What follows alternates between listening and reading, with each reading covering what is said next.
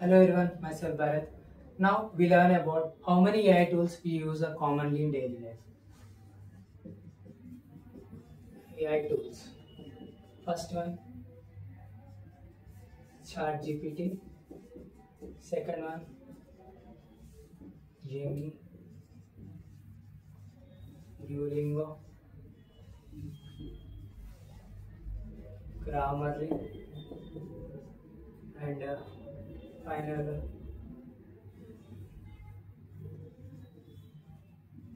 letter writing. So in ChatGPT, we can generate any type of questions and answers. We learned in previous video. In Gemini, also same to same, but it cannot generate image in 3.5 version.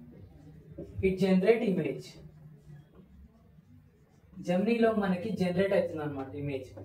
Same to same features చాట్‌జిపిటీలో ఏముందో Gemini కూడా అదే same. కాకపోతే ఇది completely free version.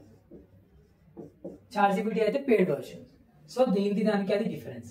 So Duolingo ఎలా అంటే ఇప్పుడు beginners communication అనేది రాకపోయినా, సరిగ్గా ఇంగ్లీష్ మాట్లాడలేకపోయినా, వాళ్ళకి బిగినింగ్ నుంచి అడ్వాన్స్ లెవెల్ వరకు ఫ్రీ తోటి నేర్పించేస్తుంది డ్యూలింగో యాప్.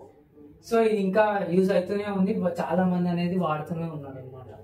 సో ఫైనల్గా గ్రామర్లీ మనం ఏమన్నా ఈమెయిల్స్ రాయాలన్నా కూడా, ఏమైనా పారాగ్రాఫ్స్ టైప్ చేయాలన్నా కూడా కొన్ని ఎర్రర్స్ అనేవి జరుగుతుంది.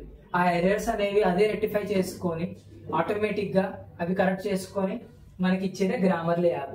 ఈ విధంగా మనకి క్లియర్గా నెక్స్ట్ వీడియోస్లలో మీకు ఒక్కొక్క టూల్ గురించి ఎన్హాన్స్ ఎలా చేసుకోవాలో మీకు ఫర్దర్గా ఎక్స్ప్లెయిన్ చేస్తాను. ఇంకా ఫైనల్ లెటర్ రైటింగ్. మనం లెటర్ రైటింగ్ రాసేటప్పుడు మనకి ఏ విధంగా అయినా ప్రొఫార్మా కావాలో మనకి క్లారిటీగా తెలియదు. హైయర్ అఫీషియల్కి రాయాల్సిన లెటర్స్ కొన్ని ఫార్మాట్స్ అనేవి ఉంటుంటాయి. వాటిని కూడా మనం ముందుగా రాయాలంటే లెటర్ రైటింగ్ అనే యాప్ని గూగుల్లో ఫ్రీ వర్షన్ అనమాట. ఇది వాడి మనం లెటర్స్ అనేది మంచిగా రాసేయచ్చు, కంటెంట్ వాడి అనమాట. ఫర్దర్ వీడియోస్లో వీటి ఎన్హాన్సింగ్ ఎలా చేయాలో చెప్తాను. Thanks for watching video. Please subscribe and share.